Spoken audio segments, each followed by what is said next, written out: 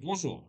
À la demande générale de mon collègue et ami Driss, je me lance dans un résumé du livre Fooled by Randomness de Nicolas Nassim Taleb. Alors j'avais beaucoup aimé ce livre la première fois que je l'ai lu parce que ça dénonçait totalement la fraude de toutes les théories économiques et sur la base d'un argument totalement pertinent qui est que l'économie observe des fausses corrélations qui sont non fondamentales. Je me souviens qu'il y a cette corrélation entre l'économie et le chômage, par exemple, dont les gens parlent encore aujourd'hui très fréquemment en économie keynésienne, mais il y a plein de périodes où en réalité cette corrélation n'est pas si évidente que ça, et dès lors qu'il existe un contre-exemple à une loi comme ça, on pourrait dire que cette corrélation est totalement fictive et illusoire parce que le chômage n'est qu'un des composants de la croissance économique. Et en fait, il y a beaucoup de lois comme ça sur lesquelles Nicolas Nassim Taleb est très pertinent dans son bouquin en disant, OK, la corrélation qui est observée dans le bouquin est totalement aléatoire. Et donc, la loi économique, en fait, vous faites des lois à partir d'une corrélation qui est totalement aléatoire. Donc, il pointe cette fraude-là à merveille. Voilà, c'est comme quand on vous dit un raisonnement qui est bien connu en médecine ces temps-ci. Ouais, il a été prouvé qu'il y a une corrélation entre la vaccination de la population et la santé de la population. Alors, peut-être que la vaccination est un des composants qui le permettent, mais peut-être pas aussi. Ça, vous ne savez rien. Peut-être que c'est juste qu'il y ait plus de propreté qui permet qu'il y ait moins d'infections, tout simplement, dans les villes. Pourquoi ce serait pas ça la corrélation? Donc, la cause profonde du truc, en fait, elle n'est pas connue, mais on vous dit la corrélation, c'est forcément la vaccination, etc. Euh, alors que même le fondateur de la vaccination, Louis Pasteur, à la fin de sa vie, il a quand même dit que c'est Claude Bernard qui avait raison et que les antibiotiques et la picouse, c'était pas la solution pérenne. Bon, il a reconnu qu'à la fin de sa vie, après avoir bien défoncé toute sa vie Antoine Béchamp, le professeur de Claude Bernard et Claude Bernard, c'est quelque chose qui est très bien expliqué dans le livre Cured de Jeffrey Radiger. Mais docteur Jeffrey Ratiger, ouais, c'est un médecin. Attention, c'est un médecin. Le mec, il a le droit de parler, parce que c'est vrai que dans cette société, quand on n'est pas médecin, on n'a pas le droit de parler de santé. J'avais oublié, pardon. Bon, je rigole, hein, tout va bien. Tout le monde a le droit de parler de tout en liberté d'expression. On est en France, hein, voilà, n'est-ce pas? Donc voilà, pardon pour cette blagounette aparté. Je disais, voilà, en fait, il y a des causes qui sont réelles et précises à certaines situations. Il y a des causes qui sont euh, faussement attribuables. On peut créer une corrélation effectivement assez facilement entre la santé et la vaccination. On peut la créer, c'est facile, hein, parce que effectivement, depuis que il y a l'avènement de plus d'hygiène, de plus de propreté, bah il y a moins de problèmes de santé, tout à fait vrai.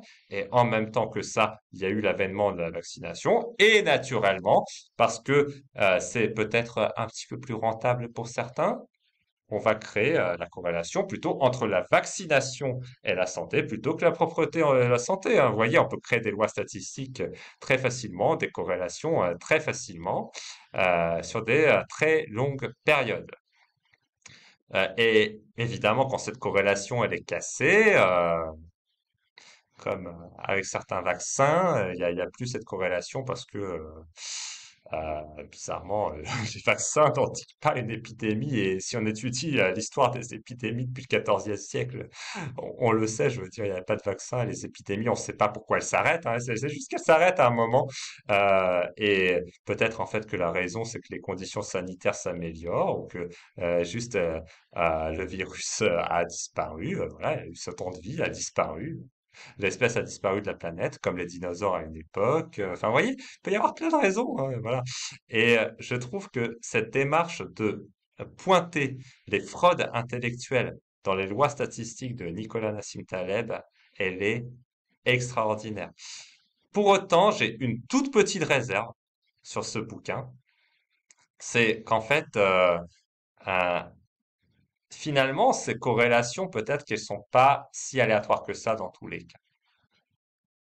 C'est-à-dire qu'il peut y avoir des incentives financiers à créer ces corrélations.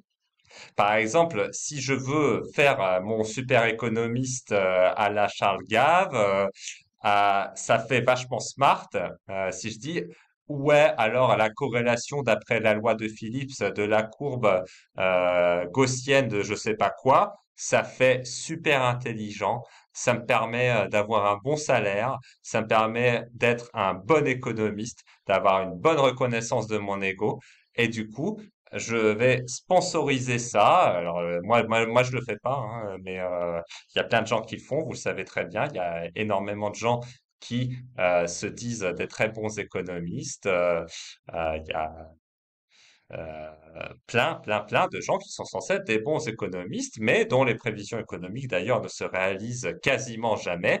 Et les rares fois où ça se réalise, bah, ils disaient, ah, vous voyez, j'avais raison. Donc, vous en lancez 100, il y en a une qui se réalise.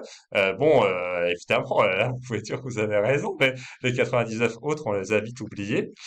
Donc, voilà, il y a bien un incentive. L'incentive de l'ego, l'incentive de l'argent. Donc, il n'y en a même pas un, il y en a plusieurs des incentives. Et peut-être que simplement la cause profonde de ces soi-disant corrélations hasardeuses, bah, finalement, c'est que quelqu'un voulait briller de son ego, être reconnu dans son travail. Peut-être même, d'ailleurs, ça partait pas du moins attention, c'était peut-être à juste titre. Le type, il pensait avoir fait une découverte qui est fausse, hein. Et ça arrive, je veux dire, tout le monde peut se gourer, ça c'est pas un problème, mais il y a bien un incentive derrière, une motivation derrière, un passage à l'action, et le passage à l'action, ça amène forcément un résultat. Et dans certains cas, bah, ça amène la notoriété des modèles économiques.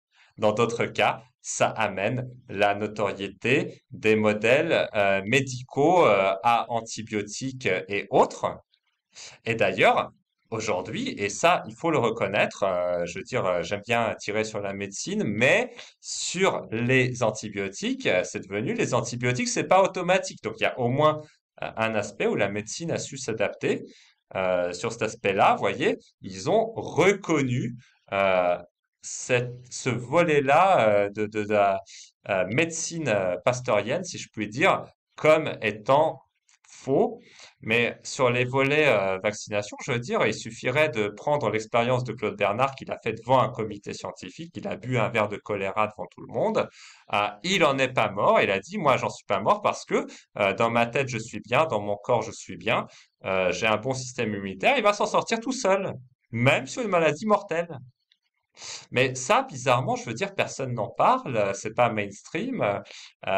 Ouais, et en plus, bon, Louis Pasteur, il a mis du temps à le reconnaître, qu'il avait tort, mais au moment où il allait mourir, où il n'y a plus aucun antibiotique, plus aucune piqûre qui marchait sur Louis Pasteur, il a quand même reconnu que Claude Bernard avait raison. Bon, visiblement, ça coûtait trop cher de dire que Antoine Béchamp avait raison dès le début, de s'opposer à lui en allant vers une médecine vers le bien-être naturel, vers le bon état d'esprit, euh, pour être bien simplement dans son corps, dans sa peau et dans sa tête.